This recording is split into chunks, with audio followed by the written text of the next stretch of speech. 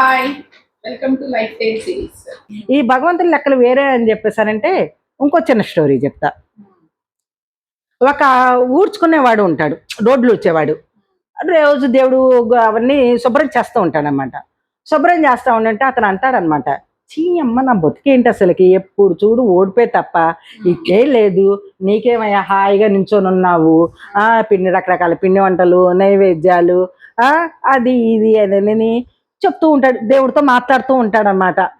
మాట్లాడుతూ ఉండంటే రోజు ఇలా జరుగుతుండేసరికల్లా భగవంతుడు అంటాడు, సరే అయ్యా నీకు తేలిగ్గా ఉంది నాది, కాబట్టి నీకు అవకాశం ఇస్తాను, ఈ రోజుల్లో నా ప్లేస్లో ఉండు, నీ ప్లేస్లోకి నేను వెళ్తాను, కానీ ఒక కండిషను, ఎవరొచ్చి ఏమి మాట్లాడినా నువ్వు నోరు మెదపకూడదు అనే కండిషన్ పెడతాడనమాట. కండిషన్ పెడితే సరే అని చెప్పి ఒప్పుకుంటాడు. ఈ ఊడ్చుకున్నవాడు వెళ్ళి భగవంతుడు అంటే ఇది వేరే కాదండి, కథలు కావాలి కాబట్టి మనకు ఉదాహరణ కోసం చెప్పడం జరుగుతుంది తప్ప దైవాన్ని కించపరచడం కాదండి. ఆ దేవుడి దగ్గర నించుంటాడు అనమాట. భగవంతుడు వెళ్ళిపోతాడనమాట. వెళ్ళిపోయాక ఈ లోపల ఒక సేటు వస్తాడనమాట. ఆ సేటు వస్తాడు. ఆ సేటు దండం పెట్టి, స్వామి నేను నాకు లాభాలు బాగా రావాలి, నేను ఇవాళ కొత్త వ్యాపారం ప్రారంభిస్తున్నాను, అందులో రావాలి బాగా, నీకు కానుకలు ఎన్ని ఇస్తాను అది ఇది అని చెప్పేసానని దండాలు పెట్టేసుకో సాష్టాంగ ప్రవేశం చేస్తాడు. పెట్టేసరికల్లా ఆ సాష్టాంగం పెట్టే సమయంలో అతని జేబులో నుంచి పర్సు కింద పడిపోతుంది. పర్సు అతను చూసుకోకుండా వెళ్ళిపోతాడనమాట. వెళ్ళిపోయాక ఈ ఇతనికి నోటంటి వస్తుంది, మన మానవ సహజం కదా, అరే నీ పరుసు పడిపోయిందిరా చూసుకోరా అని చెప్దాం అనుకుంటాడు.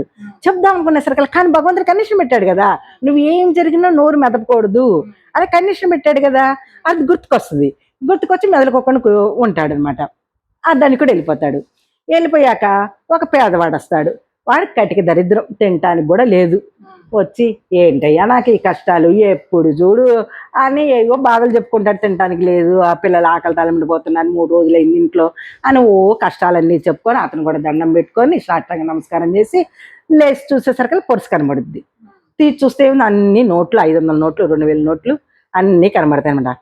అమ్మయ్య భగవంతుడా నువ్వు ఉన్నావయ్యా, నువ్వు ఉన్నావు, నా కష్టాన్ని అర్థం చేసుకున్నావు, అది ఇది అని చెప్పి దండం పెట్టుకొని ఆ పర్సు తీసుకొని వెళ్తానంటే వీడికి నోరు ఆగదనమాట.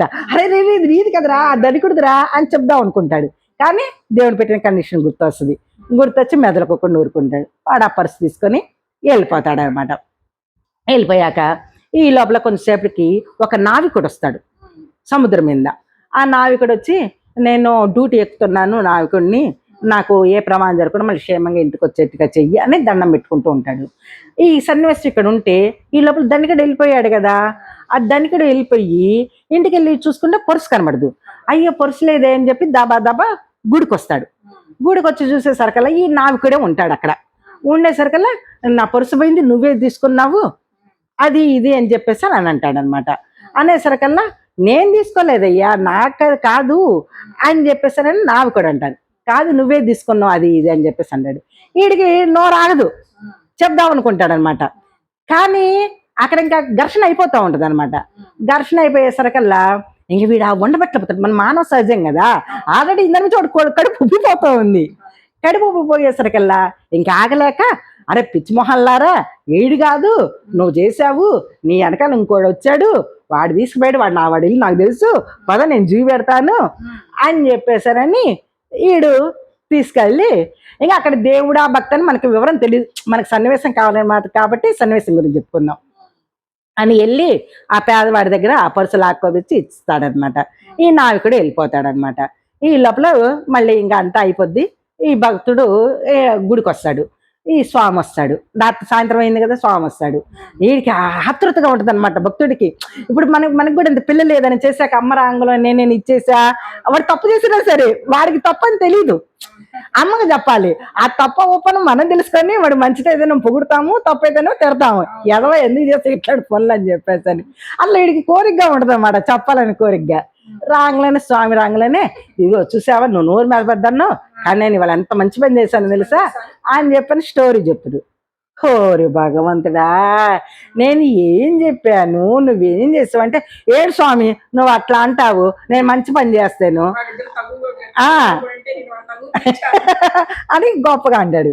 ఒరే పిచ్చిమొహ, అసలైన విషయం తెలుసా నీకు, వాడు ధనికుడు, ఎన్నో పాపాలు చేశాడు, ఒక్క పుణ్యకార్యం కూడా చేయలేదు. ఈ పేదవాడు 3 రోజుల నుంచి ఆకలితో లేడు. ఈ డబ్బులు అతనికి ఇస్తే ఒక వారం రోజులు అతను కడుపు నిండా తింటాడు. ఆ రూపేణా ఆ పేదవాడికి పెట్టిన పరోక్షంగా వీడి డబ్బులతోనే కదా, ఆ పరోక్షంగా పెట్టింది వీడికి పుణ్యం వస్తుంది. అందుకని చెప్పేసి పుణ్యం రాకుండా చేసావు. నెంబర్ 1 అది వాడికేమో ఆకలితో అలమరించేలాగా చేశావు. నెంబర్ 2, ఇంకా ఆ నావికుడు ఉన్నాడే, ఆ నావికుడు ఇవాళ కనుక కరెక్ట్ టయానికి వెళ్తే, వాడు వెళ్ళే సముద్ర మధ్యలోకి వెళ్తే దానికి తుఫాన్ వచ్చి అందులో ఉన్న 600 ప్రయాణికులు చనిపోతారు. ఇదే వీడిని జైల్లో పెడితే వాడు వెళ్ళడు కదా, 600 ప్రయాణికులు సేవ్ అవుతారు కదా అని. ఈ 3 ఒకే పనులు, 3 పనులు ఒకే జరిగేట్టుగా నేను ప్లాన్ చేశా. నువ్వు అవన్నీ చెడగొట్టావు. ఇది దేవుడి ప్లాన్ అనేది ఇలా ఉంటుంది. మనం ఏ కాడికి దేవుడు నాకు ఇవ్వట్లేదు, దేవుడు నాకు ఇవ్వట్లేదు అనుకుంటామే తప్ప ఎందుకు ఇవ్వట్లేదు దేవుడు? అర్హత ఉండాలి, తీసుకోవడానికి కూడా అర్హత ఉండాలి. అందుకని మన పెద్దలు ఏమంటారు, అపాత్ర దానం చేయబాకు అంటారు. అవునా? ఆ పదం కూడా విన్నావా?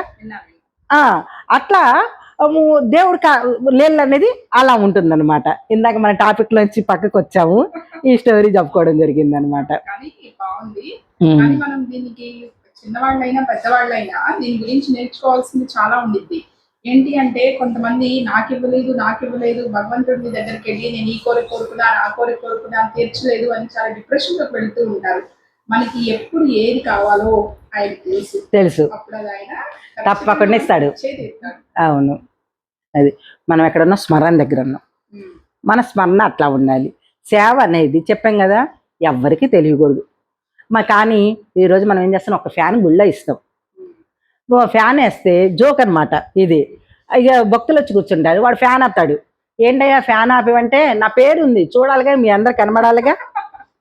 మన ఫ్యాన్ దగ్గర మీద రాసుకున్నాడు కదా, పలానా సుబ్బారావు పలానా అప్పారావు అని. మరి అది తెలియాలి కదా. ఫ్యాన్ వేస్తే మన రెక్కలు తిరుగుతూ ఉంటాయి కదా, వాడి పేరు కనబడదు కదా. అది మన సేవ.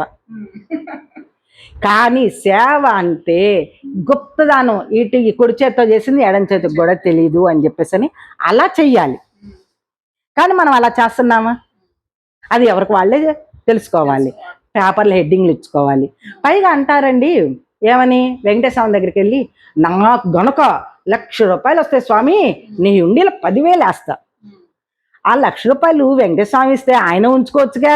ఆ 1,00,000 రూపాయలు నీకు ఇవ్వడం దేనికి, 10,000 ఆయన తీసుకోవడం దేనికి? అసలు అంటే ఇట్లాంటి కోరిక నేను కోరాను ఒకప్పుడు, కోరలేదని నేను అనట్లేదు. కానీ తెలుసుకుంటున్నాము, ఆ సత్యాలు తెలుసుకుంటున్నాము. ఆ 1,00,000 రూపాయలు ఆయన ఉంచుకోవచ్చు, నీకు 10,000 ఇచ్చి 1,00,000 రూపాయలు ఇచ్చి 10,000 తీసుకోవడం దేనికి? ఇప్పుడు ఇది వచ్చింది కాబట్టి, కోరిక గురించి వచ్చింది కాబట్టి నాది చిన్న ప్రశ్న. మనం దేవుడి దగ్గరికి వెళ్ళినప్పుడు పిల్లలకి ఏయో కోరికలు ఉంటూ ఉంటాయి, పెద్దవాళ్ళకైనా ఏయో ఉంటాయి. మనం దేవుడి దగ్గరికి వెళ్ళినప్పుడు ఏ కోరిక కోరుకుంటే బాగుంటుంది అంటారు? ఒకప్పుడైతే నేను చాలా కోరికలు కోరుకునేదనరా, కానీ ఇప్పుడైతే ఒకటే కోరిక. ఏంటి అంటే, ఏది జరిగినా దాన్ని తట్టుకునే శక్తి నువ్వు. అదొక్క కోరికే. కష్టమే జరిగినాయి, సుఖాన్నే జరిగినాయి, ఏదన్నా జరిగినాయి, దాన్ని తట్టుకునే శక్తి ఇవ్వాలి. సుఖం జరిగితే తట్టుకునే శక్తి ఏంటి అనొచ్చు. 10 మందికి చెప్తాం కదా, నాకు ఈ సుఖం జరిగింది, కానీ చెప్పకూడదు, అది కూడా చెప్పుకోకూడదు, అది కూడా ఇదే. అందుకని ఏది జరిగినా కానీ తట్టుకునే సుఖాన్ని తట్టుకునే శక్తి అంటే ఆ ఎగ్జైట్మెంట్ ఆపుకునే శక్తి. దుఃఖం వచ్చిందనుకో, అమ్మో నాకు ఈ కష్టం వచ్చిందో, నాకు ఈ కష్టం వచ్చిందో అని చెప్పేసి. కాకపోతే శారీరకంగా ఉంటుంది. ఏదైనా కొంచెం ఒళ్ళు నొప్పి వచ్చినా, నడుము నొప్పి వచ్చినా, అమ్మో నొప్పి వచ్చింది, నా నొప్పి వచ్చిందంటే అంటే శరీరంలో ఉన్నాం కదా. ఇంకా రమణ మహర్షి అంత స్థితికి వెళ్ళా. మరి రమణ మహర్షి అంటే ఆయన గొప్ప ఆయన కాబట్టి, క్యాన్సర్ అయినా కానీ పుండికి ఆపరేషన్ చేస్తే మొత్తం చేస్తా అంటే, అక్కర్లేదు నీ పని నువ్వు చేసుకో అని చెప్పన్నాడు. మొత్తం ఇవ్వకుండానే ఆయన ఆపరేషన్ చేయించుకున్నాడు. ఆ స్థితిలో నేను లేను, ఇప్పుడిప్పుడే ఆ దారిలో అడుగు పెట్టాను కాబట్టి. ఇట్లా శుద్ధ సాత్వికం ఇవో కొన్ని జన్మలు ఎత్తుకుంటాము. లాస్ట్ది నిర్గుణం. నిర్గుణం అంటే రాముడు. రాముడు అంటే ఇప్పుడు రాత్రిపూట తండ్రి పిలిచి, నాయన రేపొద్దున పట్టాభిషేకం అన్నాడు. అవునా నాన్నగారు, రేపు పట్టాభిషేకమా? నాకా అనలేదు, అవలేదు. అవునా నాన్నగారు, ఓకే వెళ్ళారు. తెల్లారి పిలిచాడు. తెల్లారి పిలిచి, నాయన నువ్వు అడవికి వెళ్ళాలి అన్నాడు. అవునా నాన్నగారు, అదేంటి నాన్నగారు రాత్రే పట్టాభిషేకం చేస్తా అన్నారు, మళ్ళీ అప్పుడే అంటారు. గొడవ పెట్టుకోవాలా? దానికి ఓకే, దీనికి ఓకే, దేనికైనా ఓకే. అంటే నిర్గుణ స్థితి. చూడు, జీవితంలో ఏది వచ్చినా కూడా దాన్ని యాక్సెప్ట్ చెయ్యాలి. అందుకని ఇందాక నేను ఏమన్నాను, దండం పెట్టుకునేటప్పుడు ఏది తట్టుకున్నా నా శక్తిని. అంటే ఇప్పుడు మేము ఈ మెడిటేషన్లోకి వచ్చి ఒక 12 సంవత్సరాలు అయింది కాబట్టి ఇప్పుడిప్పుడే నేర్చుకుంటున్నాం కాబట్టి ఆ దావులోకి నిర్గుణాలు. ఇందాక నువ్వు అన్నావు అంటే నువ్వు పూజలు చేస్తున్నావా అని. లేదు, పూజలు ఏం చేయలేదు, మెడిటేషన్ దాన్ని దాటొచ్చాం. ఇంకా మా పూజలు చేసేదానికి ఇంకా తమో గుణంలోనే ఉండి రజో గుణంలోనే సాత్వికంలోనే ఉంటే ఎట్లా?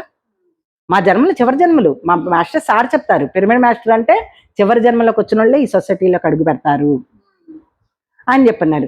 ఇదే లాస్ట్ జన్మ కావచ్చు, ఇంకో జన్మ ఉండొచ్చు, మనకైతే తెలియదు. కానీ ఆ దావులు చాలా దగ్గరగా ఉన్నాం, నిర్గుణ స్థితిలో ఉన్నాం అనమాట. ఈ నిర్గుణ చూడు, ఈ ఆత్మ పరమాత్మలో కలవాలి. అందుకనే మనకి రామాయణం అని పెట్టారు. కృష్ణుడు చనిపోయింది మనకు చూపెట్టారు. అందరు దేవుళ్ళు చనిపోయి, లేకపోతే ఇప్పుడు ఆంజనేయ స్వామి, పరశురామి వీళ్ళందరూ చిరంజీవులుగా ఉన్నారు. అట్లా చిరంజీవులుగా ఉన్నారు, లేకపోతే చనిపోయినా చూపెట్టారు. కానీ రాముడిగా చనిపోవడం మనకు చూపెట్టారా? మనకు పాత సినిమాలు కనుక తీసుకుంటే అట్లా వెళ్ళిపోయారు. కొడుకులు ప్రతాక్షకం చేసి అట్లా శూన్యంలోకి వెళ్ళిపోయారు. అంటే ఆ జీవాత్మ వెళ్ళి ఆ పరమాత్మలో కలిసి ఒక వెలుగుకి వస్తుంది. 2 తలుపులు తెచ్చుకున్నట్టుగా ఒక వెలుగు వస్తుంది. ఆ వెలుగులోకి ఈయన వెళ్ళిపోతారు. అవునా కాదా? అంటే ఎప్పుడైతే నువ్వు ఈ 5 స్థితులు కనుక అయిపోతాయో అప్పుడు నువ్వు నిర్గుణం, అంటే నీ జీవాత్మ అంతా నేర్చేసుకుంది, ఆ పరమాత్మలో కలిసిపోద్ది అనమాట.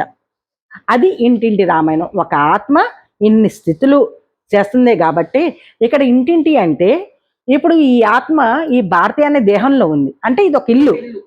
అంతకుముందు చెప్పిన గోపాలరావు ఉందో, అప్పారావు ఉందో, ఎంగడరావు ఉందో, ఎవడుందో తెలీదు. వచ్చే జన్మ ఏముందో తెలీదు, ఆ పోయి జన్మ ఎవరుందో తెలీదు. ఇంకా చెప్పాలంటే మాడ స్థితిలో ఉందో కూడా చెప్పలేం. ఏ జన్మలో ఒక తెలియదు కదా. అవన్నిటికి గాను ఒక నిర్గుణ స్థితి అంటే ఆ స్థితులన్నీ దాటి వచ్చేస్తే ఆ పరమాత్మలు అయిపోతే అప్పుడు మనకి ఇంటింటి రామాయణం. ఒక్కొక్క జీవాత్మ ఒక్కొక్క దేహం అంటే ఇల్లు. అది ఇంటింటి రామాయణం. అది అంతరార్థం. ఇంటింటి రామాయణానికి అంతరార్థం అది. థ్యాంక్ యూ అండి, చాలా మంచి విషయాలు షేర్ చేశారు. ఇక్కడ ఇంటింటి రామాయణం అంటే ఫస్ట్ పర్స్పెక్టివ్ ఏంటి, ప్రతి ఇంట్లోనే డిఫరెంట్ ఆస్పెక్ట్స్ ఉంటాయి. మనం చూసే ఆస్పెక్ట్ వేరు, ఇలా మనం మాట్లాడుకున్నాము. కానీ ఇక్కడ ఏంటి, ఇల్లు అంటే మన దేహం, మన శరీరంలో మనము ఎన్నో జన్మలు ఎత్తుతుంటాము. ఆ జన్మల్లో మనం నేర్చుకున్న దాన్ని బట్టి, మన ఆత్మ శుద్ధి అయిన దాన్ని బట్టి మనం ముందుకి ఒక్కొక్క గుణాన్ని దాటుకుంటూ వెళ్తూ ఉంటాము. ఇప్పుడు దీని అంతా చూసిన తర్వాత, విన్న తర్వాత మీరు ఏ గుణంలో ఉన్నారు అనేది మీరు అర్థం చేసుకోండి, తెలుసుకోండి. మీ గుణానికి వచ్చే ప్రయత్నం చేయండి. ఇప్పుడు ఇక్కడ ఇంకో విషయం చెప్పుకోవచ్చు. మన శ్రీలక్ష్మి వాళ్ళు తమో గుణంలో ఉన్నా ఇప్పుడు పిల్లగాడు ఈ జన్మలో అన్నీ నేర్చేసుకుంటే మీరు క్లాసులు ఎట్లయితే ప్రమోట్ చేస్తారో వాళ్ళు గనక ఆ స్థితిలో నిర్గుణ స్థితిలో గనక ఉన్నట్టయితే, రజోగుణంలో ఉన్నా, తమో గుణంలో ఉన్నా, సాత్విక గుణంలో ఉన్నా, ఏ గుణంలో ఉన్నా కానీ మీరు ఆ నిర్గుణ స్థితిలోకి, ఇప్పుడు మాకు వస్తుంది కోపం, నాకు వస్తుంది కోపం రాదని నేను అన్ను. కానీ చెప్పాను కదా, సందర్భాన్ని బట్టే అన్ని స్థితులు ఉంటాయి. ఇప్పుడు 5 స్థితులు కూడా ఈ జన్మలో ఉన్నాయి. ఇప్పుడు ఒకసారి బద్దకిచ్చి పడుకున్న రోజులు ఉంటాయి, కానీ అది నా గుణం కాదు. అది అది స్వీకరిస్తున్నాము అనేది ఇంపార్టెంట్. ప్రతి మామూలుగా చెప్పేది కూడా అందరిలో అన్ని గుణాలు ఉంటాయి. అది ఎక్కువ మనకి ఏది అది దాన్ని బేస్ చేసుకొని ఇందాక మనం అనుకున్నట్టు వంకాయ కూరలో వంకాయనే హైలైట్ చేస్తున్నామే తప్ప మిగతా దినుసులు హైలైట్ చేయట్లేదు కదా. అట్లానే ఇప్పుడు నిర్గుణ స్థితి హైలైట్. మాకు బద్ధకం వస్తుంది, పడుకుంటాను, తిండి తింటాము. రజోగుణం కోపం వస్తుంది, తమో గుణం మంచి చెల్లు చెప్తాను, శుద్ధ సాత్వికం. ఇప్పుడు నేను గుడికి వెళ్తాను, వాళ్ళందరూ లలిత శాస్త్రం చదువుతుంటారు, నేను హ్యాపీగా మెడిటేషన్ చేసుకుంటాను. ఫస్ట్లో అయితే భయపడేది, సిగ్గు అనిపించేది, వాళ్ళందరూ చదువుతున్నారే నేనేంటి మెడిటేషన్ చేస్తున్నావు, ఏమో స్టైల్ పోతుంది అది ఇది అనుకుంటారని చెప్పి సిగ్గుపడేదాన్ని. తర్వాత అనిపించింది, ఆ స్టేజ్ని కూడా దాటేశాను అనుకోని. వాళ్ళు అనుకుంటారు నన్ను డైరెక్ట్గా అడగరుగా, చెవులు కూరుకుంటానేమో. వాళ్ళే నిజంగా చెప్పాలంటే శ్రీలక్ష్మి, దేవాలయాల్లో ఎక్కువ ఎనర్జీ ఉంటుంది. మనం ఇంట్లో చేసే గంట కన్నా దేవాలయంలో 1 గంట చేస్తే గనక 4 రెట్లు ఫలితం వస్తుంది, పాజిటివ్ ఎనర్జీ ఉంటుంది దేవుడి గుళ్ళో చేస్తే. మరి ఆ 4 గంటలు నేను ఎందుకు చేసుకోవాలి, ఆమె ఎవరో నవ్వుతుందని చెప్పేసి నేను ఎందుకు వేస్ట్ చేసుకోవాలి. అలా ఆ స్థితిలోకి వచ్చేసి ఫస్ట్లో అయితే కొంచెం మొహమాట పడ్డాను, ఏమన్నా అనుకుంటారు, స్టైల్ పోతారా అంటే వాళ్ళు అనలేదు, నాకే అనిపించింది, నాకే అనిపించేది. ఇప్పుడు ఆలోచన లేదు, ఏమన్నా అనుకోని మన పూజలు జరిగినాయి, వాళ్ళు కూర్చునే వాళ్ళు, వాళ్ళు చదువుకునే వాళ్ళు, నేను హ్యాపీగా ఉండేదాన్ని. ఆ మంత్రశబ్దం వాళ్ళు చదువుతూ ఉంటారు కదా, శ్రీమాత లలితా సహస్రం అని, బ్రహ్మ విష్ణు సహస్రం అవన్నీ ఆ చెవులతో వింటూ ఉంటా హ్యాపీగా. ఆ గంట సేపు హ్యాపీగా మెడిటేషన్ చేసుకుంటా. ఇప్పుడున్న స్థితి అది. అట్లా అన్ని స్థితులు ఉంటాయి మాకు ఇప్పుడు. ఓ నిర్గుణమే అన్నానని చెప్పేసి ఆ నిర్గుణంలోనే ఉన్నాం. ఆటలాడతాము, పాటలు పాడతాము, డ్యాన్సులు చేస్తాము, పిల్లలతో ఆడుకుంటాము, అన్నీ ఉంటాయి. మా సార్ ఒకటే మాట చెప్తారు, జీవితము అంటే వడ్డిచ్చిన ఇస్తరి, అన్ని రకాలు ఉండాలి, హ్యాపీగా ఉండాలి. తపస్సు అంటే ఎక్కడో ముక్కు మూసుకొని హిమాలయాల్లో ఉండకూడదు. ఇప్పుడు మేము క్లాసులు పెడితే హిమాలయ యోగులు వచ్చే చెప్తున్నారు, మేం పొరపాటు చేశాము, పత్రిజీ గారు వచ్చి చెప్పారు మాకు ఇవన్నీ, సంసారంలోనే నిర్వాణం, సంసారంలోనే వస్తుంది మనకి నిర్గుణం. మరి రాముడు పెళ్లి చేసుకోలేదా, పిల్లల్ని కనలేదా, మరి ఆయనే అడవులకి వెళ్ళి తపస్సు చేయలేదే. సంసారంలోనే మనకు ముక్తి వస్తుంది. మన అందాకెందుకు, మన సినిమా చూసుకుంటే భక్త తుకారాము ఆయన ఎప్పుడు స్మరణ చేస్తూ ఉంటాడు, మరి బొందితో ఆయనకు వచ్చింది పైనుంచి. మరి చూడు, భార్యను కూడా రమ్మంటాడు, భార్య రమ్మంటే ఉండు వస్తానని చెప్పి పక్కనమ్మకి చెప్పి ఐరన్నమ్మకి చెప్పి ఇవన్నీ చెప్పేసరికల్లా వెళ్ళిపోయింది. అదేంటంటే నన్ను తీసుకెళ్ళలేదంటే నువ్వు రాలేదు, వినియోగించుకోలేదు ఆవిడ. భర్త చెప్పడంలోనే వదిలేయాలి. ముందు మెయిన్ ఏంటంటే ప్రతి మనిషి వదిలేయడం నేర్చుకోవాలి. మనం వదిలేయలేకపోతున్నాం అంటే అది డబ్బని చెప్పను నేను, డబ్బైనా విషయమైనా ఏదైనా పట్టుకునే కాడ పట్టుకోవాలి. ఓ డబ్బులు వదిలేయమన్నానని ఓ నేనే పంచిపెట్టను, నాకుంటాయి. అది ఎక్కడ పట్టుకోవాలో అక్కడ పట్టుకోవాలి, ఎక్కడ విడవాలో అక్కడ విడవాలి, అది నేర్చుకోవాలి ప్రతి మనిషిని. ఓకే శ్రీలక్ష్మి, నన్ను పిలిచు, ఏదో నాకు తెలిసినందుకే చెప్పానండి. ఇందులో తప్పొప్పులు ఉంటే కనుక క్షమించండి. మీకేమన్నా తెలిస్తే కనుక కింద కామెంట్లో చెప్పండి. ఇప్పుడు మీకు ఈ ఎపిసోడ్ ఎలా అనిపించింది, మీరు ఈ కర్మ సిద్ధాంతం గురించి, గుణాల గురించి మీకు ఏం అర్థమైంది, మీరు ఇందులో ఏం నేర్చుకున్నారు, కంపల్సరీ కామెంట్ రూపంలో తెలియచేయండి. భారతి గారితో మనం ఇంకొక మంచి పాయింట్ తోటి మా అందరి జీవితాలకి ఉపయోగపడేలాగా, నెక్స్ట్ జనరేషన్ నేర్చుకునేలాగా మనం మళ్ళీ ఇంకొక పాయింట్ తోటి మనం భారతి గారిని కలుగుతాము. థ్యాంక్ యూ అండి. Thank you Srilakshmi, thank you అండి.